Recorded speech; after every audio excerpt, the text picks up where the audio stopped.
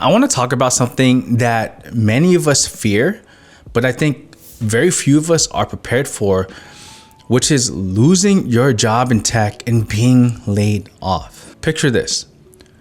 You're a few months away from getting married. You're literally a couple of weeks away from going on vacation for a month in the Philippines. You're prepared and looking forward to giving your wife a really good life with this tech income, and you get laid off. That was me in September of 2023, literally 12 months ago. It was a moment that tested everything I thought I knew about the tech industry, and boy, was I tested. I have been laid off in tech twice in my career. The first time was just at the beginning of the pandemic, and the second time was of September of 2023.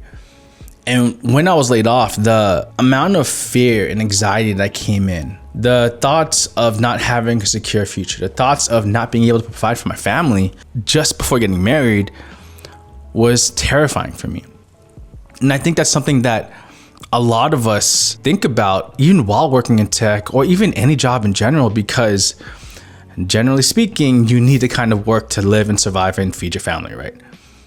But one of the things that I think really helped me get through this, number one, was my faith in God. Knowing that whether something good or bad happened, it was really all in his hands, that he's always in control. And secondly, I knew that I can't just sit around and wait for something good to happen. I had to find a solution around this. So what did I do? Of course, after getting laid off, I applied to a ton of jobs. Now, one good thing to note is that during this time, my main YouTube channel was kicking off. I was making like $20,000 to $30,000 a month off of brand deals, but that only lasted for so long, right? That can only last for so long, to be honest. That's never, ever consistent over my last 7 years. It's never been so consistent. And because I knew it wouldn't last that long, I had to start applying to a ton of tech jobs. The amount of effort and exhaustion, mental exhaustion you go through when applying to jobs, preparing for the technical interviews, going through the technical interviews, doing these 1 hour long presentations that some of these companies want is exhausting. Now, I was fortunate to receive multiple job offers throughout this time, but because a lot of these jobs wanted me to move back to San Francisco, and another one wanted me to move to Plano, Texas, aka Chase Bank, and that job was gonna pay about $120,000 a year. It wasn't really worth it for me because I was already making that from YouTube at the time. And so like these offers were coming in, but they weren't good enough for me. Now, if I really had no choice, if I didn't have that extra income on the side, then of course I would take it, right? That would be a totally different situation, but unfortunately I'm not in that situation now. I remember during this process where I really found a job that I wanted. It was for this AI company. It was in the RAG space, if you know what RAG is. And I wanted this job so bad to the point where for the first time in my life, I've never even done this even in school. I would never do a pull all-nighter for a test in school. But for this particular job, I didn't sleep that night. I literally stayed up all night working on my technical skills for that particular role and then working on the presentation. And they were even surprised. Like when I did the actual presentation, did an interview, they're like, Chris, how much experience do you have in AI? And I said, none, right? And they were like, we've never heard someone explain it this way before.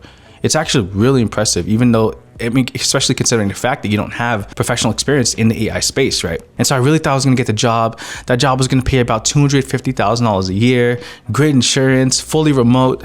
I didn't get the job. Heartbroken. But the thing is that happened multiple times. And after you go through that multiple times, it's kind of like, oh, you get another job interview. Is it worth preparing? It's exhausting. Being laid off in general isn't easy, but when you go through so many interviews, and in tech, it's different than a normal job. You go through like 6, 7, 8, sometimes 10 different interviews to get a particular role. And when you get to the last 19th, 20th, whatever, etc. interview, and you don't get the job, it's like, okay, I might just do Uber for now. And so after months have gone by, not getting a job offer, 6 months in, I'm like, I need to do something because my bank account, I remember in June, was already below $1,000, and my bank account has ever hit that in the last 7 years. Then my bank account went to only having $100 in the bank, less than $100 in the bank. And I'm like, okay, I need to keep doing these interviews. But at the same time though, before that happened, I started thinking, okay, what if I can't get a full-time job? I need to do freelance web development. I need to do whatever. Start my DevRel agency. And so I started contacting people for the first time ever. For the first time ever, I started reaching out to companies saying, hey, what can I offer you? Because I was so used to companies reaching out to me. And as soon as my bank account got below $100, within that same week was when I fortunately, thank God, had 2 clients sign a contract with me. And these 2 clients combined, as of right now, are paying me $25,000 per month just through my clients. Not to mention, literally 1 month later, I was already in the interview process, but finally finalized a job offer paying me $220,000 a year as well. Right, so I do have a full-time job while I do freelancing, and it's so crazy to see how right when all hell was let loose, before that could even happen, my life just turned upside down, or right side up, to be honest. Now, what have I learned from this? I think it's embarrassing to talk about, but to be honest, when you work in tech, especially when you're poor before that, right, living in your car like I was, you kind of have this weight on your shoulders where you want to prove to everyone around the world, and especially your family, that you're successful. And more than just proving it, like more than just saying it and showing them a job offer, you want to show them by having these fancy things, by living above your means, by living off credit cards. Even, if I'm making $200K a year, living as if I make $230K a year, right?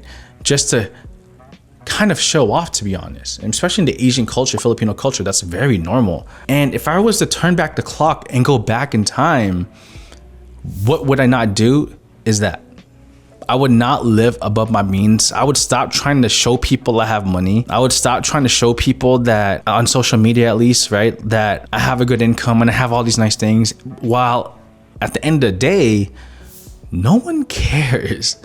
No one cares how well you're doing in life. No one cares the luxurious things you have in your life.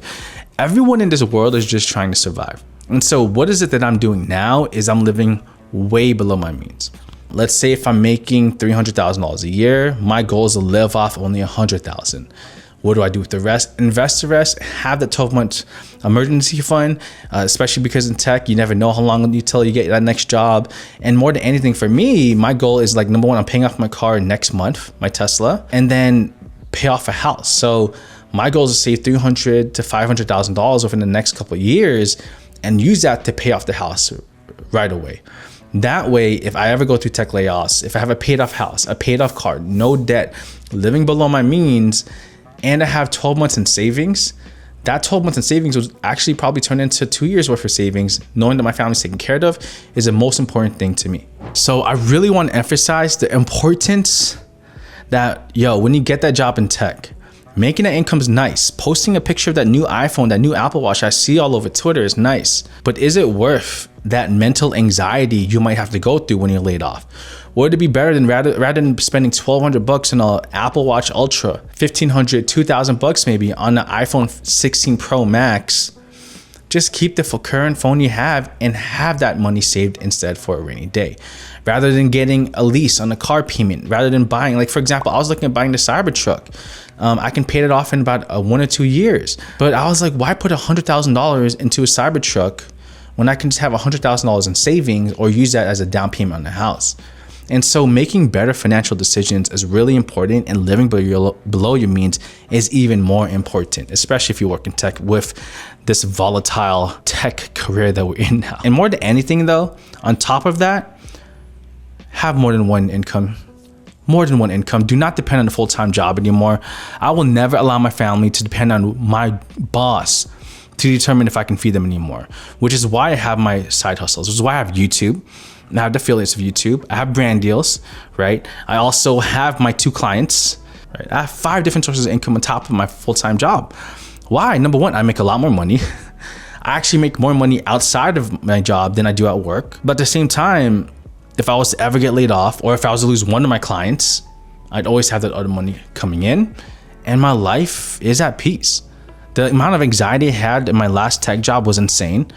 Knowing how crazy they worked us to death, like we were working at Netflix, but not paid like it. Everyone worried about getting laid off. Like I remember talking to my colleagues about it almost every day. To now all right, if I get laid off, I get a pretty nice severance. So I don't mind having an extra 3 months, or that severance they give me, but will be used to pay my Cobra health insurance for the next year or something, right? So kind of funny. But my life has completely changed because of how I live below my means, continuously learning new technologies, and more than anything, have multiple sources of income.